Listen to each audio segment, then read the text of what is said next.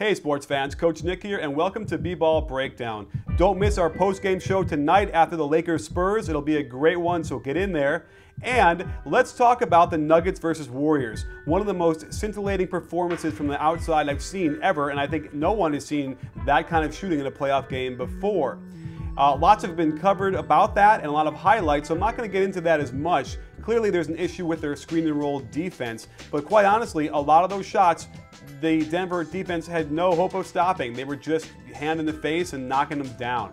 What I want to focus in on is a lineup that George Karl has used the last two games, and not even that much, but it's basically killing them, particularly on the defensive end.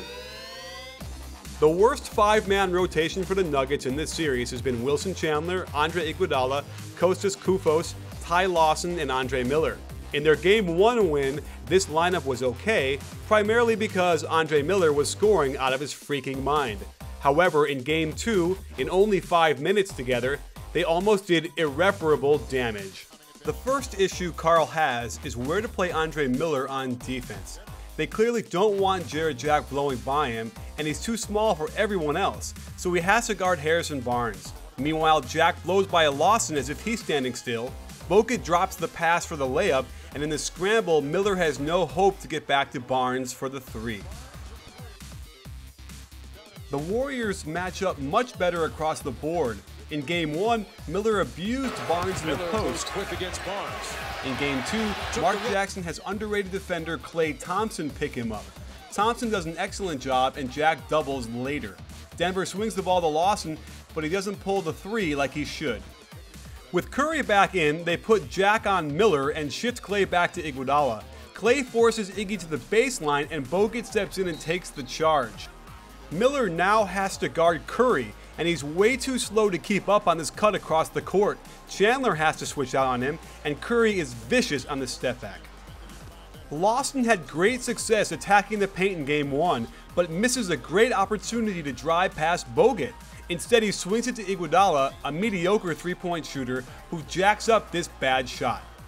We know the Nuggets don't really run an offense, and in the playoffs, that's not always a good thing. Chandler brings the ball up, Iggy is wandering around, and it takes until there are 10 seconds left on the shot clock to begin a formal attack. On this pick and roll, look how the entire Nuggets team is stuck on the right side of the floor. With the Warriors shooting like they are, you can't afford to waste possessions like this.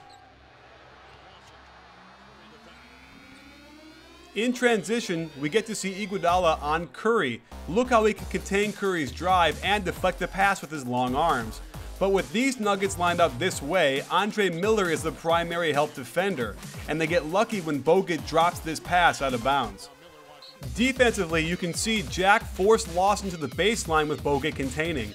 Barnes doesn't need to help on Koufos and gets pinned down. He fights through to contest the shot though, and in transition the Nuggets get stuck with Lawson on Barnes.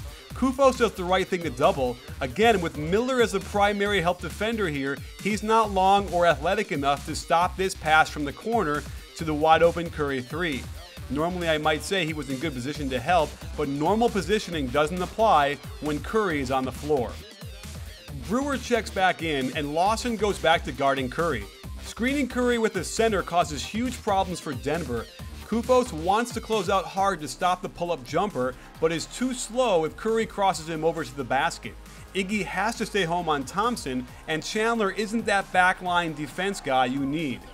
Again, they put Iguodala on Curry, but watch how clever the Warriors' offense is. They screen the ball screener at their free throw line, putting Fareed way out of position when the ball screen happens. A simple crossover, and Curry dazzles with a one-footer from 17 feet. Same exact play, this time with Bogut screening. Koufos is nowhere near in position to defend the screen and roll, and Curry makes a layup, an 18-footer. How would I defend this? You'd have to switch on that first screen and send Andre Miller up with the screener to hedge. This opens up a hornet's nest, but at least it takes the Warriors out of their first option. One thing I'm not happy seeing is the effort the Nuggets guards have in getting around the ball screen. They're running into it and not pursuing hard enough. In contrast, watch how Steph Curry hustles back into the play to force this Lawson turnover. And that leads directly to a Klay Thompson three-pointer the Nuggets have no hope in defending. On this crushing screen set for Bogut, it becomes 5-on-4 as Iggy has to pick up his head and screw it back on his neck.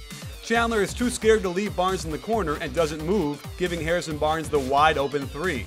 In his stupid move, Kufos tries to retaliate with his own hard screen, but Denver can't afford to waste possessions. They're down 15. The Warriors run horns, and remember, Miller has to guard Harrison Barnes, who has no trouble seeing the floor over the small guard. The Warriors run a neat wrinkle out of this, getting a pin down on the weak side for Clay, who delivers the perfect pocket pass that Bogut drops out of bounds. And Iggy makes matters worse as he often attempts crazy driving shots that only guys like Kobe can make, another peril of having no structured offense. And this bad shot directly causes Andre Miller to have to pick up Jarrett Jack in transition, something the Warriors guard must love to see. And just a quick note on Harrison Barnes. The guy is going to be an all-star, and playing him at the 4 now that David Lee is out has given him an opportunity to wow us all. So watch for George Karl to juggle those lineups a little bit more and try and protect Andre Miller on the defensive end, because he can't get stuck on an island having to guard someone like he was doing there against Harrison Barnes or Jarrett Jack. He can't guard those guys. He can't guard Steph Curry. And so it's a real difficult thing when the Warriors are going to trade 2 points in the Denver end for 3 points that the Warriors get because of the matchup issues. So watch for that, and watch for Karl to maybe settle into some more rotations that give some of these 5-man rotations more time. Right now, he's abandoning these things so quickly and subbing so much that no one can get in a rhythm or get comfortable. Well, thanks for joining us. Don't miss our post-game show tonight. We have a couple of really great guests coming on. We're going to talk Mike Brown. We'll talk about the rest of the playoffs, plus the game between the Spurs and the Lakers, which promises to be a great one. And don't forget, at B-Ball Breakdown, we're not a channel, we're a conversation. You in?